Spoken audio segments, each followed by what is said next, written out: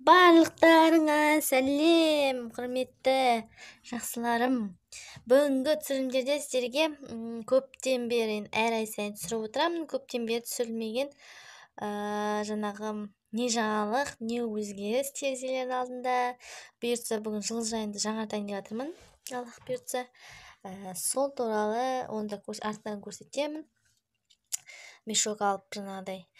Сіздер қазіргі кезде терезеде бар нәрселерді көрсетейін деп тұрмын. Бұйыртса сол жылыжайға шығарамын барлығында. Сіздер алдарыңызда көріп тұрсаңыздар, міне салат жапырағын барлығын теплицаға отырғызатын боламын. Бұл яғни күзден бері өсіп жатқанын білесіздер ғой, күзден бері өсіп жатқан салат жапырағы, соның біреуі міне. Одан кейін мына жерде лаванды. Иісі деген керемет енді. Ана иісі бар, ол лавандының жаңағы не сияқты. Бальзам ба, сондай бір иіс шығады. Мына петуния, бұл ішінде жаңағыдай 3-ақ гранула болды ішінде. Жаңағыдай бір тұқым. Жұлдыз нелері бар, капелькалары бар. Өте керемет. Соның үшеуін ектім, үшеуі де шықты. Міне әзір бөлек отырғызып қойдым, пока жаман емес. Колиус сол күйі тұр, білмеймін не өспей тұрғанын. Хризантема. Далада өсіп тұрған, просто мен для себя еккен болатынмын. Мына жерде бір көп жылдық гүл еккенмін, әлі шықпай жатыр. Былтыр да еккен болатынмын, шықпай жатыр, биыл да егіп жатыр, мен білмеймін енді. Дым өзгеріс жоқ, әлі құдай білсін неге өспейді екен, әлде тұқымның несіне байланысты ма, барлық нені дұрыстап істеген сияқтымын. Сонда да өспей жатыр. Енді өссе өседі, өспесе енді дымды етпейді. Келесі бұл жерде тоже колиус, міне топырағын ауыстыру керек, мен топырағы мынандай болып кеткен. Терезені мән бермесеңіз деп, кеше төгіп алған болатынмын. Қиярлар жылыжайға отырғызатын тоже. Кеше топырақ салыңқырадым, міне. Мына жерде мынандай ғой, оны шықпайды, білмеймін, былтыр да ектім, биыл да ектім, әлі мүмкіндік. Көкжуа.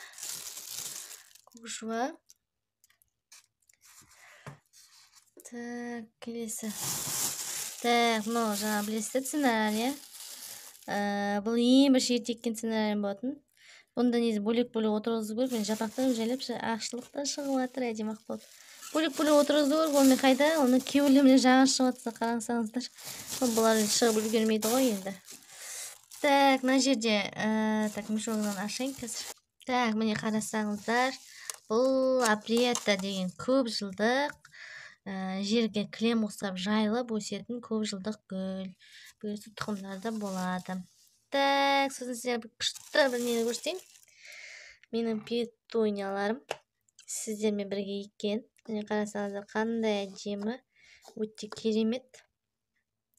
Бұл деген жаңағыдай мына жерде айтып тұрмын, үшеуі мына жерде өскен, мен бұны алып жаңағыдай бөлек отырғызғанмын. Міне қарасаңыздар, ол жапырақтары шығып, бүркен болып, бөлек-бөлек отырғызғысы келіп тұр, енді амал жоқ. Кішкене шыдайтындар деп жатырмын, себебі бөлек-бөлек отырғызу үшін оған жер керек, а менде жер жоқ. Сол себептен кішкене күте тұрыңдар деп жатырмын. Жаман емес әзірге, енді жақсы. Жайлап енді бұйыртса бөлек-бөлек отырғызатын боламын. Бұл жерде қызылы бар, ағы бар, сарысы бар, яғни әртүрлі түсі болады. Келесі терезеге келдік. Келесі терезеден біздерде мына жерде розаны естеген болатынмын. Біреуі ғана нормально шығып жатқан сияқты, қалғандары бәрі білен түрлі жаман болып кетті. Мына жерде мынаны сіздермен бірге тоже еккен руккола. Дәм действительно жаңағы шынымен де арахисындарым шығады басынан, содан горчицасындарым шығады. Мынау хризантема. Мынау ақ керандар. Мыналарды үйдің гүлі. Мына жерде хризантема басқа түрі. Бұл жаңа жапырағы жіңішке болып тұратын. Мына петуния кішкене алында асты жіңішке келіп ауырыңқырап тұрған. Соған топырақ салып су құямын. Әзірге жаман емес сияқты. Мынау тоже петуния, қарап тұрсаңыздар міне. Бұл енді неге болса, бұл қарға өскен. Өте керемет. Мына жерде колиус, бұларда бөлек отырғызуым керек менің. Қазір бүгін сол сізмен кірісетін боламын, себебі қыстырылып өсе алмай жатыр. Мына жаққа терезеге келейік. Хризантема деп тұрғаны міне. Бұйыртса мен сендерге тұқымы керек болса, тұқымы алсаңыздар болады. Әлі тапсырыс қабылдап үлгеріп жатырмын. Хризантема өте әдемі, міне жапырақтары андай укроптың жапырақ тәріздес, өте бұнда бір-бірлеп отырғызуым керек. Так, одан кейін, так, гайлардия тоже көп жылдық гүл. Перецтер әлі мыналар жаңа ең соңында шыққандар, жай шығады да, жай шығып тұр енді. Алып кететін шығар деген ойдамын. Так, мята кішкене болса да қалыңдап та жүр тұқымнан. Өте ұсақ еді. Так, баклажан, так, перецтер, так, базилик иісі деген енді керемет. Так, баклажан, так, ашыма, так, мынау ащы бұрыш енді ғана өсіп бастап жатыр. Жапырақтан сүйе деген бөлек отырғызған болатын мұғалімда. Так, мына жерде перецтер кішкене ауырыңқырап сөйтіп тұр, білмеймін не істеп тұрғандарын. Так, мына жерде петуния, мына жерде қаралмай қалды, енді білмеймін, шықса шығады, шықпаса шықпайды. Так, барқцы, мына жерде мынау петрушка, тамырлы петрушка. Так, мынау да перец. Так, барқцы, және де мынау нелер. Ой, гвоздикалар түрлі, оны да бөлек отырғызуым керек.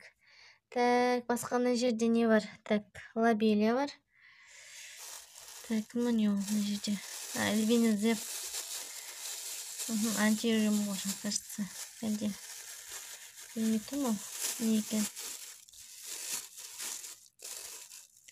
Шайвель мынау.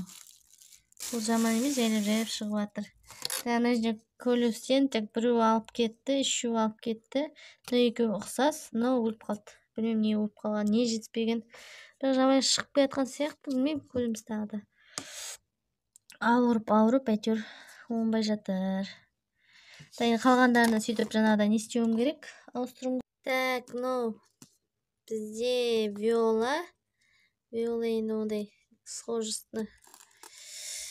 Так, шығу несі өте керемет ете алмаймын, енді бәрі шығып жатыр, бірақ бір нәрсені қарап тұрсаңыз жай шығып жатыр да. Андай неміз жайлап әйтеуір шығып жатыр. Көреміз енді. Так, келесі терезеге келсек, бұл жерде не екен? Так, мыналардың бұл жерде барлығы помидор. Бұларды бөлек отырғызуым керек, міне көріп тұрсаңыздар. Енді әртүрлі сорттан бұл жерде. Так, мынау форма, бұл да жаңа шығып жатыр. Так, мына жерде тоже помидор. Мынау барқцы гүлдері, сосын перец. Перецтің алды әшейін тек шашып салған болатын, бұл қаншама шығып жатыр. Бір-біріне қатысып, бәрі бытысып шығып жатыр. Так, келесі терезеде бұл жерде менде барлығы герань. Розуй бар, ағы бар, ашық розуй түстісі бар, яғни барлығы. Жаңағыдай тамырланду арқылы көбейткендер. Петуния, ақ петуния. Так, мына жақ кесіп салған болатын ғой, сол алу үшін көбейту үшін міне жаңа жапырақтар шығып, жаңарып жатыр қайттан.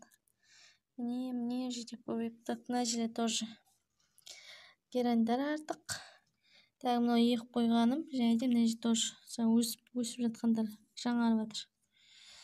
Так, бұлардың топырақтары ауыстырылған жоқ, несі топырақтан ауыстырса өте күшті өседі. Так, мынау тоже уже мен жаңа тамырлары әбден алып кеткен. Жақында ғана еккен бұл, тіпті гүлдеп те жатыр. Так, күшті міне фиалка. Мен фиалкалы жыл сайын менде гүлдейді осындай уақытта. Былтыр 8 мартта гүлдесе, енді бір кішкене апрельге алып тұр.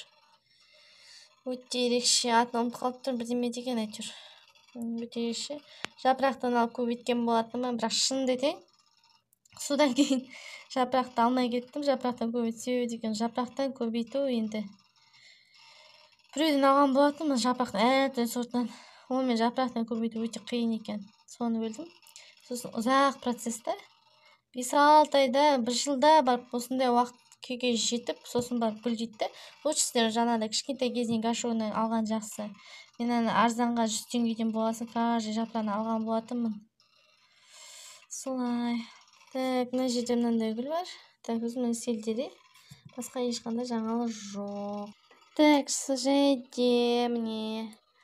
Так, бұл не ол? Так, бұл арпа.